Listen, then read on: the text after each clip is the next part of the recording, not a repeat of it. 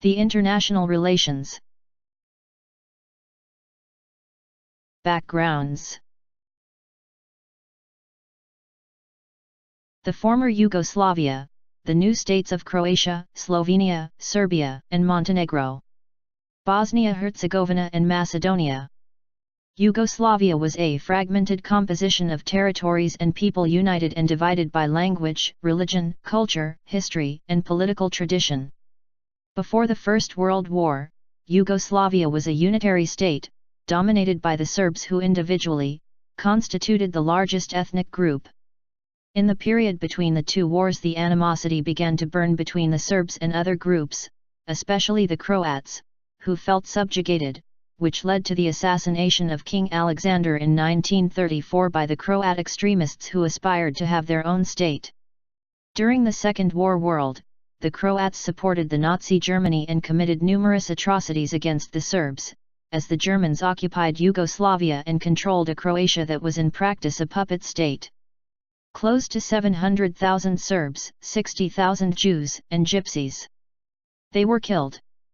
The conflict between Serbia and Croatia had its final eruption in the decade of the 90s. It had a long historical root, particularly in the bad treatment given to the Croats by the Serbs in the period between the two wars, and in the collaboration that the Croats gave to the Nazis against the Serbs during the Second World War. In the year 1945, Josip Broz Tito, leader of the resistance against the occupation, took power. Tito was able to impose a degree of unity and cohesion in the politics of the country in the aftermath of the war. Tito was a communist. He will apply a communism less centralized, a more pluralistic than the one practiced in the Soviet Union, and openly opposed to the efforts of Moscow to dominate Eastern Europe.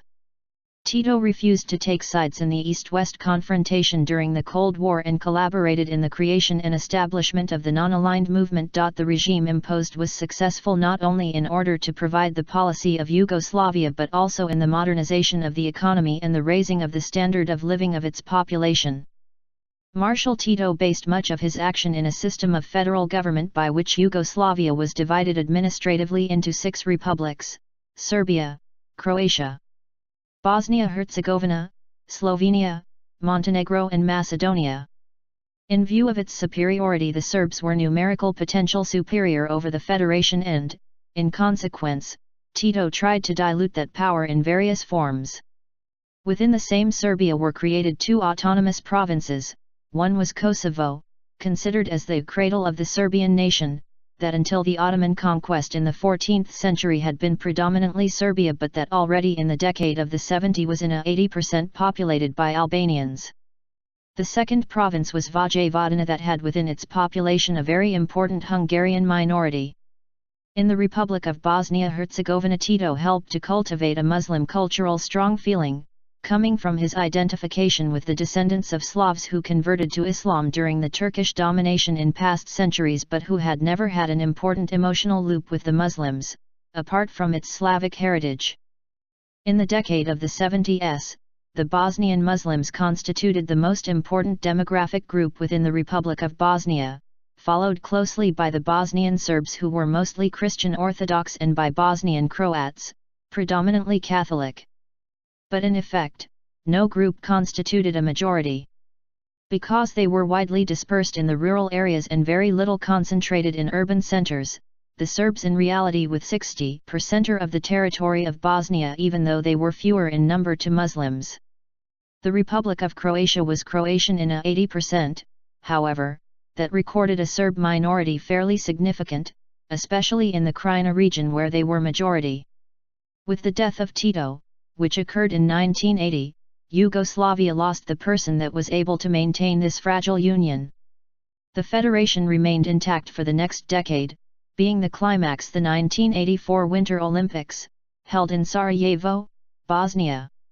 The festive atmosphere and the appearance of a highly developed country and a progressive society which received foreign visitors, contrasted with the ethnic cleansing and the mass destruction to be submitted later.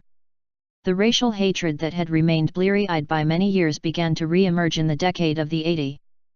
In addition to the death of Tito, in the last years of the decade of the 80s, and first of the 90s, a few factors undermined the union of the country.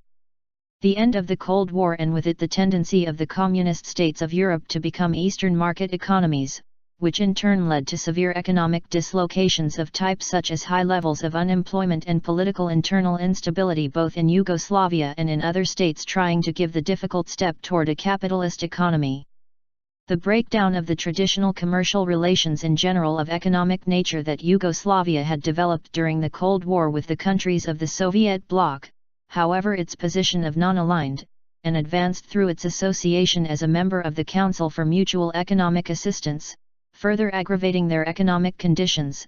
The Council was the counterpart of the European Community of the Western Europe. The example of the Baltic states, Lithuania, Estonia, and Latvia, reaffirming the right to self-determination in 1990, separated from the Soviet Union in 1991 and achieved an immediate recognition of sovereignty on the part of the international community. Finally, with the disintegration of the Soviet Union, this was the elimination of what for many Yugoslavs had been a common rival. Just before the breakup of Yugoslavia, the Federation worked with a collective presidency that alternated the various republics. In percentage terms, the racial composition of the country was as follows. 36% were Serbs, 20% Croatian, 10% Muslim Bosniaks, 8% Slovenes, 6% Macedonians, and the remaining 20% was composed of different races. What happened next was a progressive fragmentation process until the final dissolution of the country, while the rest of the world looked almost helpless the imminence of the catastrophe.